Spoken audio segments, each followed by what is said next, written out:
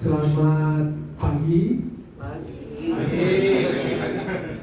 Siap. Harus makan ngantuk ya. Ya mudah-mudahan apa yang mau saya sampaikan pada siang hari ini nggak bikin tambah ngantuk. Oke, izinkan saya minta waktu sebentar terkait saya ingin memperkenalkan sedikit tentang Rumah Sakit Premier Jatinegara.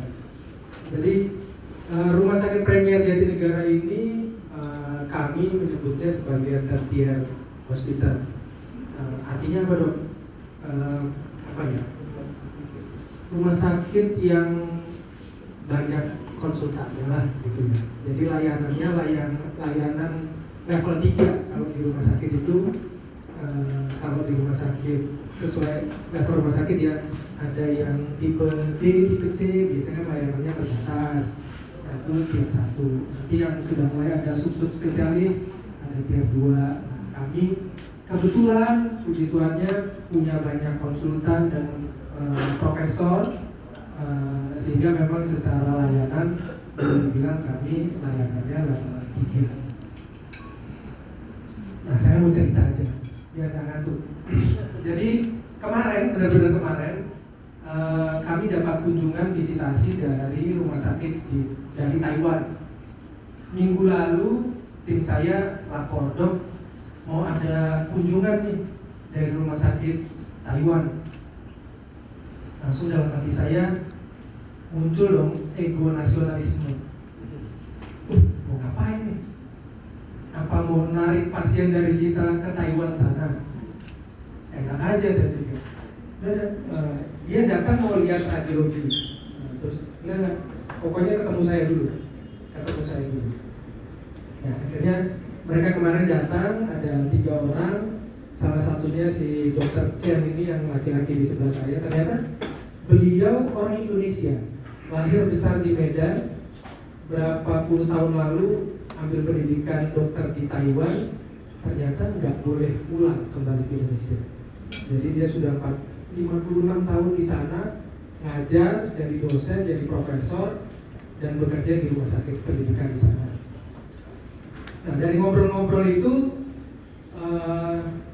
ya kami tanya-tanya dong, di sana ada apa? Ya kami juga cerita tentang rumah sakit Premier Jatinegara. Kami sudah beroperasi 36 tahun. Awalnya kalau Bapak Ibu yang memang domisili besar di Jakarta, dulu namanya Mitra Keluarga, terus sempat ganti Mitra Internasional, terus kemudian dari pemerintah ada kebijakan nggak boleh pakai judulnya internasional, jadi digantilah namanya jadi Rumah Sakit Premier Jatinegara. Kami PMA, jadi memang dimiliki oleh pemodal asing. Tahun 2004 itu oleh Ramsay Healthcare, terus 2013 di sana ada merger jadi Ramsay Sanderi Health, dan tahun 2023 bergabung dengan Columbia Asia jadi SC1 Healthcare. Kami sudah sertifikasi juga, itu sudah GCI, akreditasi, ISO, bahkan kami dapat sertifikasi halal dari MUI. Ya, kalau ini yang kamar paling tingginya ya. Lanjut ke cerita tadi. Jadi pada saat kami bertanya, ternyata niat mereka datang itu sedang penjajakan ke beberapa rumah sakit di Medan, Jakarta, sama Surabaya.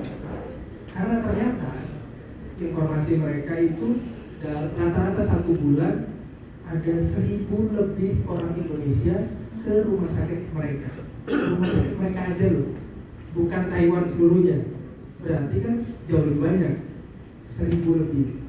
Jadi mereka mau bangun kerjasama dengan rumah sakit Indonesia supaya orang-orang Indonesia yang habis berobat di sana ada program-program perawatan, pengobatan yang harus lanjut, itu mereka bisa refer ke rumah sakit yang mereka sudah percaya istilahnya.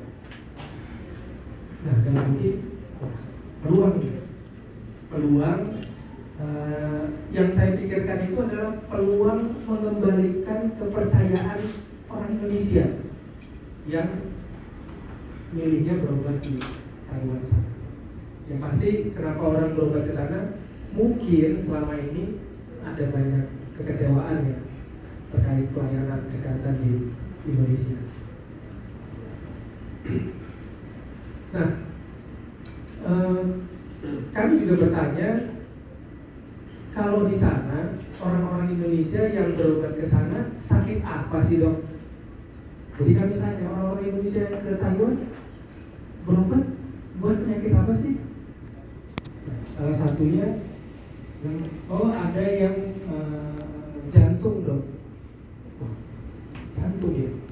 Padahal dokter-dokter kami ini ada 10 lebih ya dok. 10 lebih tim dokter jantung dan bedah jantung. Beliau termasuk Dr. Yanto itu adalah pakarnya, pakar baik yang kerja di RCN, kerja di Harapan Kita, dan kerja di rumah sakit grup hospital yang ada di Jakarta. Jadi kan sebenarnya kalau dilihat dari kemampuan nggak kalah sama Taiwan. Nah, kami kebetulan dalam 1-2 tahun terakhir ini kami punya alat baru untuk mendeteksi kelainan jantung, CT scan dan MRI. Nah, CT scan-nya itu bisa menangkap, memfoto jantung kita 1 detak, bukan 1 detik ya. Jadi kan jantung berdetak, ya 1 detak. Nah, biasanya kendala kalau orang mau CT scan itu, kalau jantungnya kecepatan, kan kita kalau mau diperiksa, kadang aduh ini mau periksa apa nih, degan, aduh. Nah, harusnya detak jantungnya diturunin, justru makin cepat. Nah, kasih obat gitu. Nah, kebetulan alat kami itu nggak perlu pakai obat, jadi dia bisa sangat cepat mengcapture kondisi jantungnya. Kemudian kita juga punya MRI. Nah, MRI ini teknologi yang relatif baru akhir-akhir ini untuk melihat sumbatannya sebenarnya ada berapa, seberapa luas sih, seberapa luas. Supaya apa? Supaya nanti pada saat mau tindakan itu lebih presisi. Nah, ini untuk diagnostiknya, untuk pemeriksaannya. Terus kemudian untuk pengobatannya sama seperti di Kolombia, kita juga punya kateterisasi, pasang ring. Nah, kami bisa ring yang simple maupun kasus-kasus yang kompleks. Misalnya sumbatannya agak tebal nih. Nah, itu sudah ada teknologi-teknologi yang ada sekarang ini untuk melakukan itu. Dan kalau sumbatannya banyak, ada di lebih beberapa pembuluh darah, harus operasi jantung nih, bypass. Nah, ada Dr. Yanto yang akan melakukan tindakan tersebut. Nah, ini nanti beliau akan ada sesinya sendiri. Beliau sudah puluhan tahun dan mungkin ratusan kali ya pasien yang beliau lakukan tindakan, dan so far sih keren banget sih. Kalau operasi ya, nanti itu saya bocorin ceritanya beliau. Oke, lanjut. Nah, kemudian yang ke Taiwan juga karena masalah saraf, baik di kepala maupun di tulang belakang ataupun di saraf-saraf yang di pinggir-pinggir. Nah, kami layanan neurologi itu sudah mendapat pengakuan. Kalau ada stroke-nya, yang terkait stroke, kami dapat pengakuan dari World Stroke Organization dalam bentuk Eagle Award. Itu pengakuannya level dunia, standar pelayanan level dunia. Dan tahun lalu kami diakui dari dapat penghargaan termasuk 10 rumah sakit terbaik untuk bidang layanan neurologi. Nah, tentunya kalau masalah jantung, masalah saraf itu kita perlu alat bantu ini. Ini yang tadi saya sampaikan, CT scan-nya kita punya CT scan yang 512, MRI-nya juga yang terbaru, MRI 3 Tesla. Ini baru install tahun lalu baru kita install. Nah, ini stroke unit, beliau Dr. Sukono namanya, yang mengembangkan stroke unit kami mungkin sudah lebih hampir 20 tahun kalau nggak salah. Stroke unit kami itu sudah berjalan baik, dan sekarang beliau dipercaya Kemenkes untuk mengembangkan stroke unit juga di Rumah Sakit PON. Nah, kita berpikirnya Rumah Sakit PON harusnya Rumah Sakit Pusat Otak Nasional harusnya udah paling standar tertinggi dong. Nah, ternyata saya ngobrol dengan beliau, mereka sedang mungkin upgrade kali ya, mau supaya juga dapat kemampuan yang sama dengan kita, bahkan harapannya lebih tinggi. Ya, kalau kami sih bersyukur ya, ada rumah sakit pemerintah yang juga mau meningkatkan kualitas pelayanannya, sehingga semakin banyak kita masyarakat terutama di Jabodetabek yang bisa mendapatkan pelayanan dengan berkualitas, dengan kualitas yang baik. Nah, ini juga terkait neuro. Kalau Bapak Ibu media sering dengar dulu Dokter Terawan melakukan DSA, nah, kami juga bisa melakukan DSA, DSA, Benbos. Di Kolumbia tadi juga bisa melakukan tindakan ini. Nah, kalau jadi ini pembuluh darah di kepala, di otak. Harusnya kalau dimasukkan namanya zat kontras ya, itu kelihatan nih alirannya nih. Makin lama makin kecil, makin halus. Nah, cuma ternyata di sini besar hilang. Terus ini, nah berarti di sini yang ada sumbatannya. Itu gambarnya saraf kejepit. Nah, ini masalah kita. Makin tambah umur, keseringan duduk, bawa barang berat, naik kereta mungkin naik bus. Nah, resikonya saraf kejepit.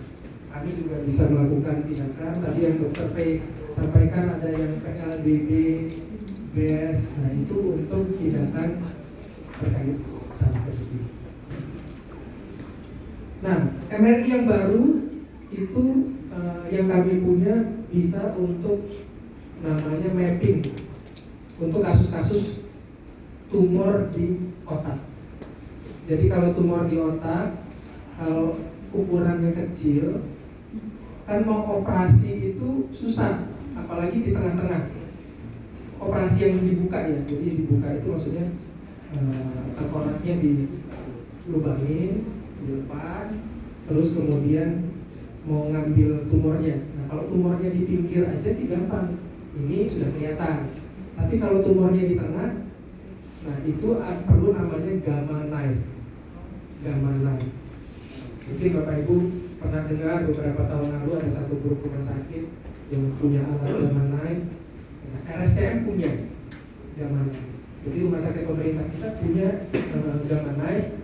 Kami bisa membantu mereka untuk melakukan mappingnya. Jadi mapping di mana titiknya, koordinatnya. Lalu kemudian nanti pas gamma knife tadi sudah tinggal lubangnya kecil, langsung ke titik tumor tadi, langsung dibekukan tumor. Layanan ortopedi anak. Ya sekarang dengan banyaknya perubahan iklim ya segala macam, ada banyak kelainan-kelainan bawaan kongenital yang terjadi. Dan kebetulan syukur kami punya Dokter Ariadi Kurniawan, beliau salah satu pakar di bidang bedah tulang khusus anak. Bedah tulang khusus anak. Nah, pasien beliau dari Sulawesi, dari Kalimantan, dari Indonesia Timur, memang datang ke tempat kami untuk cari beliau supaya anaknya di terapi. Kalau ini digestif, saluran pencernaan, digestif itu berhubungan sama hati, empedu, sama usus. usus besar. Jadi kita juga punya bedah laparoskopi yang pakai teropong untuk usus buntu, batuk empedu, atau ada tumor di usus, tumor di hati, nah itu bisa pakai alat laparoskopi ini. Nah ini untuk batuk empedu ya, batuk empedu kadang sekarang makin banyak Bapak Ibu, makin banyak karena gaya hidup, banyak makan yang kolesterol tinggi. Nah kolesterolnya itu jadi batu di empedu. Jadi kalau makan lemak tinggi, bukan cuma serangan jantung, bukan cuma stroke, tapi kolesterolnya numpuk di empedu, jadi batu empedu. Ya, kalau batu empedunya banyak, lama-lama empedunya nggak bisa keluar ke usus, jadinya kita keracunan. Nah ini metode prosedur untuk mengalirkan cairan empedu tadi supaya bisa masuk kembali ke usus. Tumor kanker hati. Nah ini kanker hati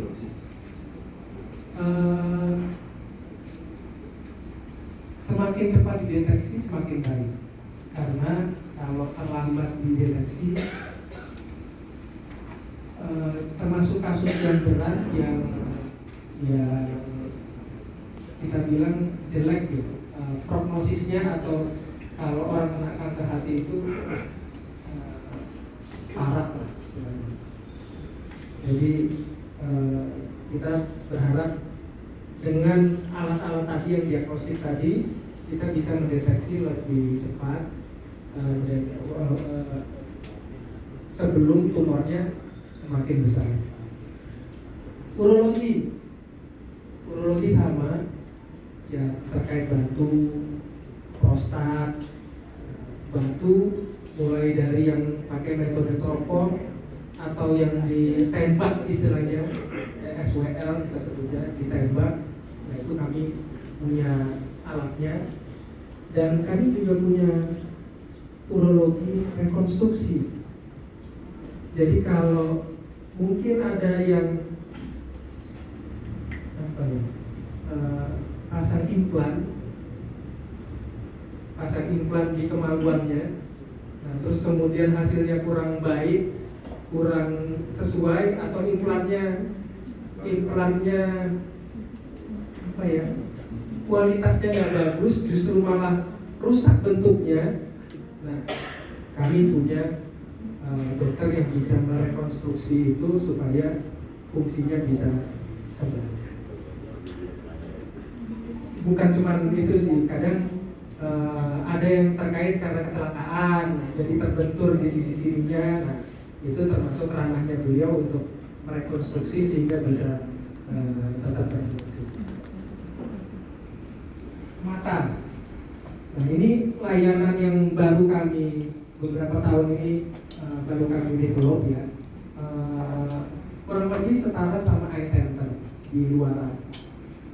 Alat-alat yang kami miliki cukup canggih, baik untuk pemeriksaan, untuk mendeteksi penyakit maupun untuk pengobatan. Jadi ada untuk pemeriksaan, baik untuk pemeriksaan matanya sendiri maupun untuk pengobatan, mulai dari laser, kemudian kalau ada tumor mata juga bisa, kalau katarak standar ya, katarak itu bisa kita lakukan. Nah, kemudian THT kami punya 4 konsultan yang pernah dengar nggak patah tulang pendengaran? Pernah dengar ya?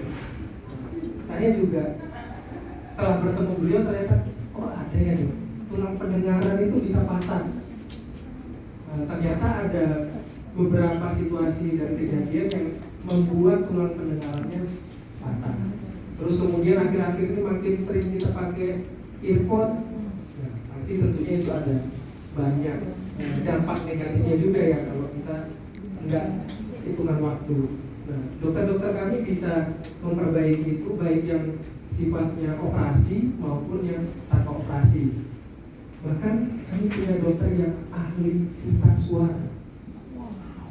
Ahli pita suara. Jadi para public speaker, para artis MC mungkin yang pengen suaranya tetap ini, nah bisa ke dokter ahli pita suara ini. Terus kemudian medical check-up. Medical check-up kami ini salah satu pintu masuk untuk kita mendeteksi penyakit ya. Kita punya dokter Kodra, beliau sebagai dokter okupasi. Nah, beliau cukup dekat sama dokter-dokter perusahaan. Jadi kalau ada masalah terkait pekerjaan, nah beliau dengan senang hati untuk memberikan edukasi. Termasuk mungkin yang belum dimanfaatkan dari rekan-rekan media ya, bagaimana mencegah penyakit-penyakit yang aneh-aneh tadi, supaya kita juga bisa lebih lama kerjanya, konsentrasi nggak terganggu gara-gara nyeri mungkin atau apa. Beliau nanti yang akan memberikan edukasi. Ada medical check-up kalau mau keluar negeri kan biasa terkait visa ada ininya ya. Nah ini tim saya, tim kami, ada tim manajemen yang terlibat di situ. Ini kedua sebelum terakhir ya, kalau fasilitas dengan rumah sakit lain pasti beda ya, kurang lebih. Bahkan mungkin Bapak Ibu pernah diundang ke rumah sakit lain yang secara fasilitas kayak hotel bintang 7, bukan bintang 5 lagi, kayak hotel bintang 7. Tapi tetap ya, namanya kita sakit, kadang kita bukan fasilitas yang kita lihat, tapi bagaimana baik mulai dari pintu masuk, proses administrasi, perawatnya, dokternya, farmasinya itu bisa memberikan pelayanan dengan baik. Dan itu yang menurut saya salah satu keunggulan yang boleh saya banggakan. Terlepas dari fasilitas-fasilitas tadi, menurut saya keunggulan kami salah satunya adalah servis dan hospitality kami. Ya ini ada pujian, tapi saya juga nggak bohong, ada komplain juga. Ada komplain juga, karena nggak mungkin tanpa komplain, jadi kami tetap ada yang komplain. Terima kasih atas waktunya. Silakan yang belum follow akun media sosial kami boleh follow. Terakhir saya minta 1 menit. Semoga menghibur, ada satu hiburan buat bantu-bantu kita samperin kali ya. Bapak mau nggak? Kenapa Pak? Lama takutnya. Ada Pak, percaya sama saya Pak. Ini cepat Pak cek kesehatannya. Kalau cepat saya mau. Oke, ayo naik ke saya Pak. Sekarang kita di sini Pak. Ada yang bisa dibantu? Mas, saya mau ajak Bapaknya ini cek kesehatan yang MC Sandi itu loh Mas. MC Sandi? Iya. Sebelah sini Kak, di gedung sebelah, lantai 7. Lantai. Selamat siang Pak, bisa saya bantu? Mau ajak Bapak ini cek kesehatan yang MC Sandi itu loh Bu. Oke, silakan. Silakan diambil darah dulu. Ya Pak ya. Selamat siang Pak, silakan ronsen. Ya Pak, silakan duduk Pak. Ini Pak, dari hasil pemeriksaan dari kesehatan Bapak, ya saran saya adalah Bapak harus berhenti merokok. Selain itu harus banyak olahraga dan harus makan makanan sehat ya Pak. Ini buat Bapaknya ya Pak ya. Berhenti ngerokok. Ayo Bapak bisa disebutkan nama dan tanggal lahirnya. Januari Itu 2 kali bulan kebulan. Oke Bapak ini akan ke medical check-up di sini. banget Bu, dan saya sama Iya betul. Yuk. Sudah selesai Pak, aman. Iya dong, MC Usen deh.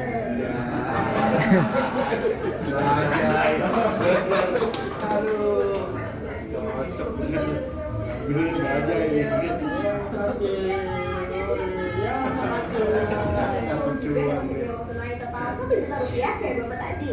Lo akun ini jadi komen di bawah kalau dia netizen deh yang kamu tahu dari video ini. Lo pemenang beruntung akan kita umumin di Instagram. Ya, boleh kasih tepuk tangan sekali lagi untuk Dr. Yustinas Hendrik Yudhatama, yang excellent CEO